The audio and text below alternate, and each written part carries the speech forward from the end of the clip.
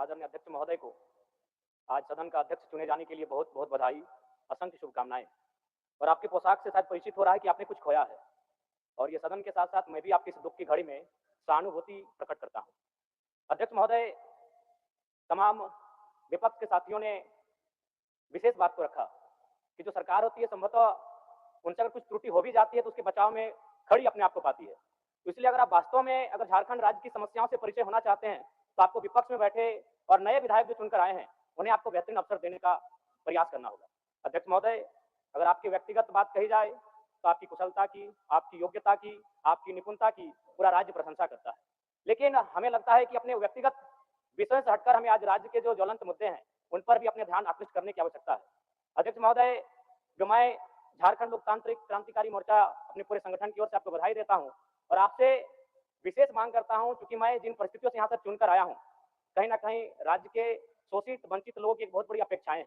इसलिए जो जिस दृष्टि से आप सत्ता पक्ष को देखेंगे, जिस दृष्टि से आप विपक्ष को देखेंगे, उसी दृष्टि से मुझे भी और मेरी पार्टी की ओर से मुझे बात रखने का अवसर दिया जाएगा। मैं आपसे ये मांग करता हूँ क्योंकि आज जो हमें बात को रखने का अवसर दिया गया है, ये बधाई है। मैं आपको पुनः बधाई देने के साथ-साथ बस मैं ये कहना चाहूँगा चूँकि मैं एक छात्र के नाते इस विधानसभा में आया हूँ। छात्र की गलियों से, छात्र आंदोलन से मैं पहचान बनाकर आया हूँ और मैं आपके माध्यम से सरकार तक ये संदेश देना चाहूँगा, अभी सीरियल के मामले को लेकर झारखंड के लाखों अभ्यर्थी सड़कों पर हैं। आप सदन से बाहर एक बार उनसे मिलें, वो आपके ही बच्चे हैं, इस राज्य के बच्चे हैं और आप उनको संतुष्ट करें, आप उनसे मिलें, उनसे बातचीत करें और इस समस्या का निदान करने का प्रयास करें। और चूँकि मैं एक विधानसभा से भी आता हूँ, तो मैं आपको अपने विधानसभा के संदर्भ में ये कहना चाहूँगा, मेरा विधानसभा जो कि परासनाथ की तराइयों में आता है, वहाँ जो लोगों की समस्याएँ हैं, वो मूलतः शिक्षा और प्रवास को लेकर हैं। तो आपसे हमारी माँग होगी कि वहाँ शैक्षणिक हब में हमारी विधानसभा को तब्दील किया जाए और साथ ही जो प्रवास की समस्या है, मैं इसलिए इस विषय को कहूँगा, मैं थोड़ा समय लेकर कि आज देखिए इस सदन की बात करें, तो कहीं न कहीं हम लोग एक परिवार हैं और परिवार के नाते आज इस सदन में बैठे हैं।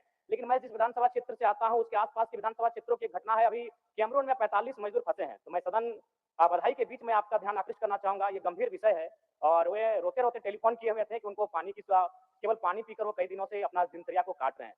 तो मैं आपसे चाहूँगा कि इस विषय को गंभीरतापूर्वक लें और उस दिशा में आगे बढ़ें और इस राज्य का 24 वर्षों का ये राज्य, उस राज्य को हम लोग आगे कैसे लेकर जाएँ, हमारी क्या भूमिका होगी, उसमें सदैव आपके साथ खड़े हैं। पुनः आपसे यही कहेंगे कि हमें समान अवसर दिया जाएगा अपनी बातों को रखने का, बड़ी उम्मीदों के साथ हम लोग यहाँ तक आए हैं। पुनः आपको माननीय अध्यक्ष चुने जाने पर बहुत-बहुत बधाई, बहुत-बहुत शुभकामनाएँ और साथ ही साथ आपने जो शायद अपने पिता को खोया है, पुनः उसके प्रति हम ढाँढस, शोक संवेदना व्यक्त करते हैं। धन्यवाद, जोहार, झारखंड के तमाम शहीदों को नमन, वंदन। जय झारखंड, जोहार Jharkhand. Don't forget to like and subscribe.